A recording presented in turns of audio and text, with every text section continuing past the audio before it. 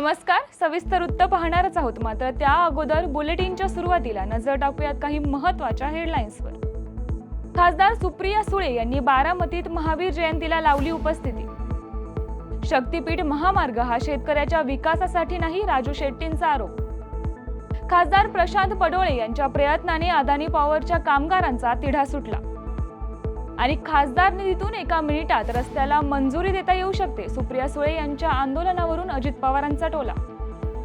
नमस्कार, मी प्रज्ञा आणि आपण पाहताय न्यूज अनकट. महत्त्वाच्या हेडलाईन्स नंतर आता पाहूयात बातम्या विस्ताराने. बारामतीमध्ये आज महावीर जयंती मोठ्या उत्साहात साजरी होत आहे. बारामतीमधील भिगवण चौकातून भगवान महावीर यांची भव्य मिरवणूक काढण्यात आली आहे. यावेळी खासदार सुप्रिया सुळे यांनी महावीर जयंतीला उपस्थिती लावून समस्त जैन बांधवांना शुभेच्छा दिल्या.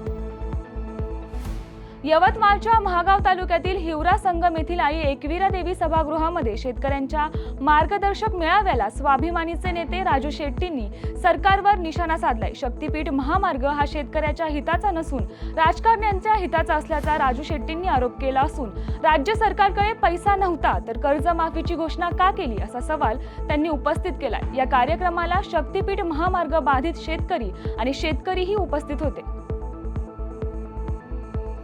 गोंदियाच्या तिरोड्यातील अदानी पॉवर प्लांटच्या कामगारांचा तिढा खासदार प्रशांत पडोळे यांच्या प्रयत्नाने सुटलाय. महानिर्मिती कंपनीतील कंत्राटी कामगार तसेच अदानी वीज केंद्रातील कामगारांना मूळ वेतनात एप्रिल 2024 पासून 19% पगार वाढ देण्यात यावी या मागण्या घेऊन कामगार गेल्या 15 दिवसांपासून उपोषणाला बसले होते. अखेर खासदार प्रशांत पडोळे यांनी आंदोलन स्थळी भेट देत अदानी प्रशासनाशी चर्चा करून एमडींना मागण्या मान्य कराव्यास भाग पाडले. त्यामुळे कामगारांचा तिढा सुटला असून कामगारांनी खासदारांचे आभार व्यक्त केलेत. पुणे जिल्ह्यातल्या भोर तालुक्यातील श्री क्षेत्र बणेश्वर येथील रस्त्याची मोठ्या प्रमाणात दुरावस्था झाल्याचं चित्र आहे. या रस्त्यासाठी काल म्हणजेच बुधवारी खासदार सुप्रिया सुळे यांनी जिल्हाधिकारी कार्यालयासमोर सकाळी 10 वाजल्यापासून ते संध्याकाळी 5 वाजेपर्यंत भर उन्हातही उपोषण केले. 5 वाजण्याच्या सुमारास सुळेंचं हे उपोषण मागे घेण्यात आलं. यावरून पुण्यात असताना उपमुख्यमंत्री तथा पुण्याचे पालकमंत्री अजित पवार यांनी नाव न घेता सुप्रिया सुळे यांना टोला लगावलाय. सुप्रिया सुळे यांना 5 कोटींचा खासदार निधी मिळतो. रस्ता करायचा म्हटलं तर या निधीतून तो करता येईल. एका मिनिटात त्या रस्ता करण्यासंबंधी निर्णय घेऊ शकतात असा टोला उपमुख्यमंत्री अजित पवार यांनी सुप्रिया सुळे यांना लगावलाय. लाखो भाविकांचे श्रद्धास्थान असलेल्या शिखर शिंगणापूरच्या दिशेनं मानाच्या कावड्या मुंगी घाटातून मार्गस्थ होताना पाहायला मिळत आहेत. महादेवाचा धावा करत शंभू महादेवाच्या मंदिराच्या दिशेनं या कावडी रवाना होत असून पहिल्याच टप्प्यावर ही कावड नेताना मोठा थरार पाहायला मिळालाय. सासवड येथून निघालेल्या आणि शंभू महादेवाच्या यात्रेत प्रथम मानाची कावड म्हणून मान असणाऱ्या तेल्या भुत्याची कावड ही या यात्रेचं मुख्य आकर्षण आहे. या कावडीमुळे यात्रेतील इतर कावडीधारक आणि भाविकांत उत्साहाचं वातावरण तयार होतंय. यासह बुलेटिन मध्ये घेऊयात एक छोटीशी विश्रांती. कुठेही जाऊ नका, पाहत राहा न्यूज अनकट. ऐतिहासिक वारसा लाभलेला मराठ मुलूक महाराष्ट्र. या महाराष्ट्राला विविध रंगी छटा आहेत.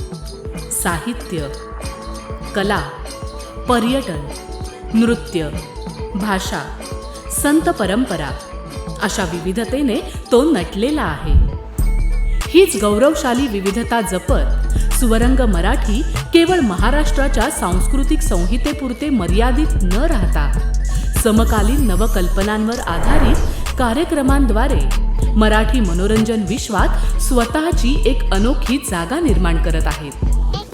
मराठी मनोरंजन क्षेत्रातील उत्तम दिग्दर्शक, लेखक आणि निर्मात्यांच्या प्रतिभेचा पुरेपूर वापर करून मनोरंजनाचा आगळा वेगळा रंग उधळण्यास आम्ही सज्ज आहोत. स्वरंग मराठीचे उद्दिष्ट मराठी मनोरंजन क्षेत्रामध्ये मनोरंजनाची वहिवाट सोडून रूढीवादी पद्धती तोडून मनोरंजनाचा समृद्ध अनुभव प्रदान करून देण्याचा आहे. म्हणूनच यात विविध पद्धतीचे मनोरंजक आणि माहितीपूर्ण कार्यक्रम स्वरंग मराठीवर बघता येतील.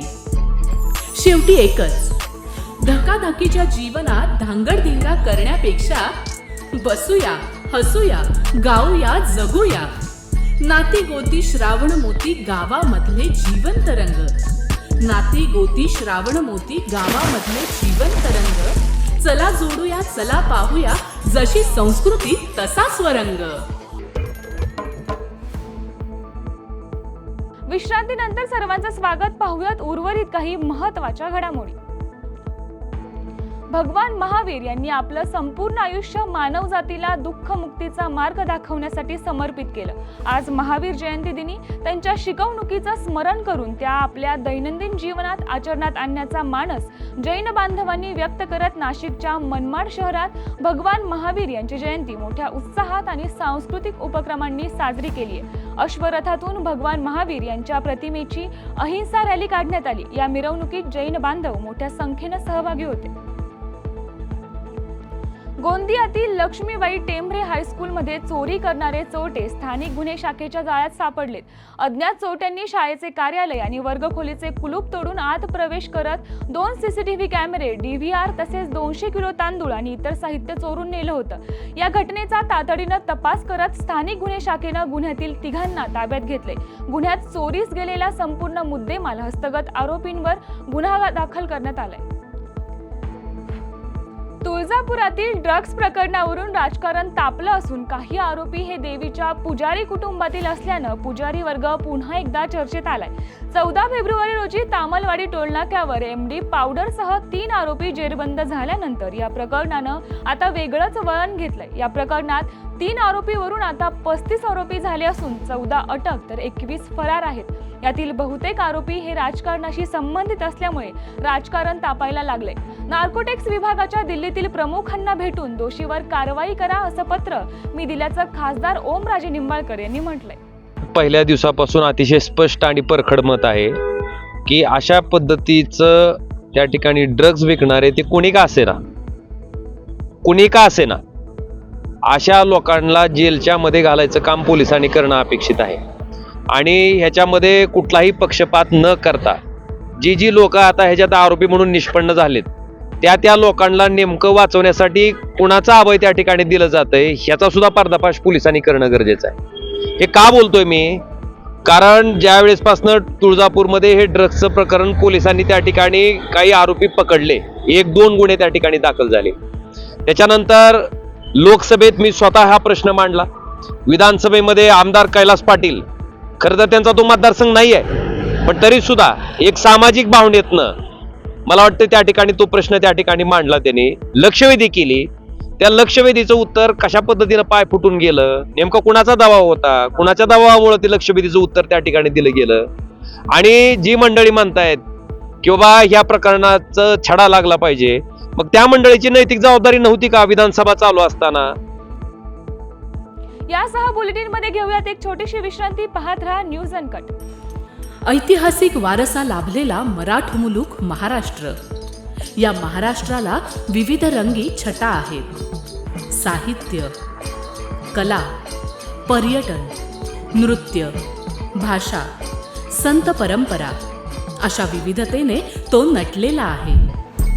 हीच गौरवशाली विविधता जपत स्वरंग मराठी केवळ महाराष्ट्राच्या सांस्कृतिक संहितेपुरते मर्यादित न राहता समकालीन नवकल्पनांवर आधारित कार्यक्रमांद्वारे मराठी मनोरंजन विश्वात स्वतःची एक अनोखी जागा निर्माण करत आहेत. मराठी मनोरंजन क्षेत्रातील उत्तम दिग्दर्शक, लेखक आणि निर्मात्यांच्या प्रतिभेचा पुरेपूर वापर करून मनोरंजनाचा आगळा वेगळा रंग उधळण्यास आम्ही सज्ज आहोत.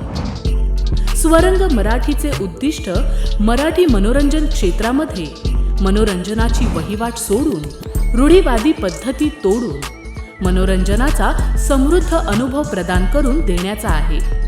म्हणूनच यात विविध पद्धतीचे मनोरंजक आणि माहितीपूर्ण कार्यक्रम स्वरंग मराठीवर बघता येतील.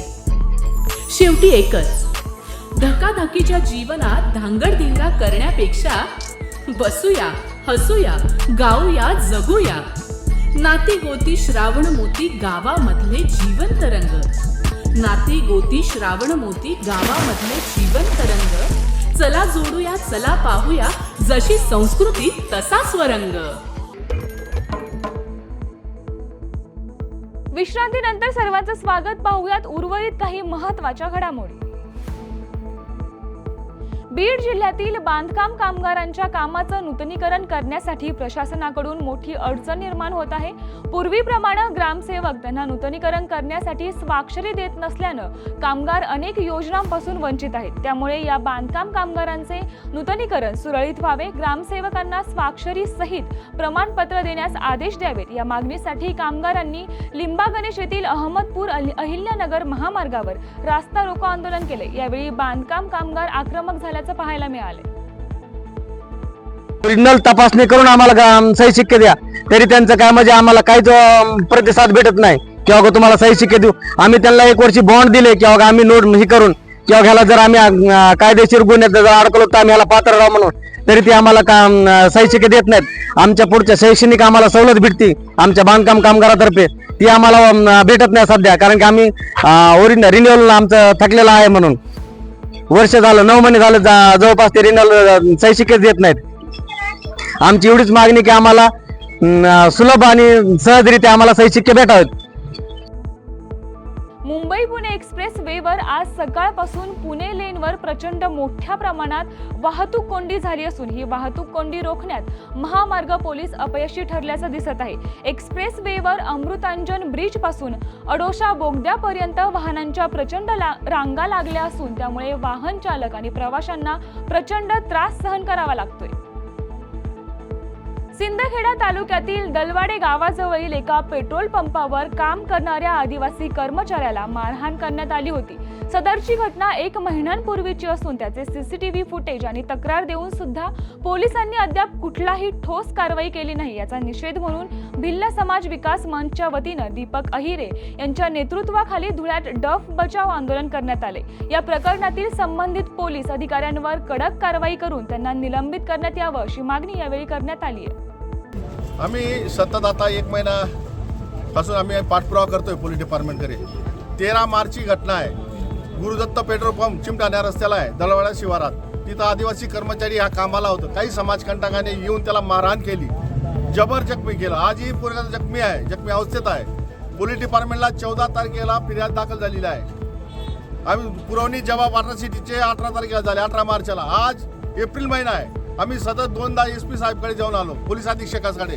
आम्ही DYSP साहेबांचाही फोन लावून त्याचा तपास केला. त्यानंतर सतत आंदोलन मोर्चे केली, निवेदनं दिली, परंतु आरोपींना आतापर्यंत पोलिसांना सापडलेला नाही. म्हणून आमचा आज हा ढोल बजाव आंदोलन, डब बजाव आंदोलन. यासह बुलेटिनमध्ये इथेच थांबूयात. पाहत रहा न्यूज अनकट.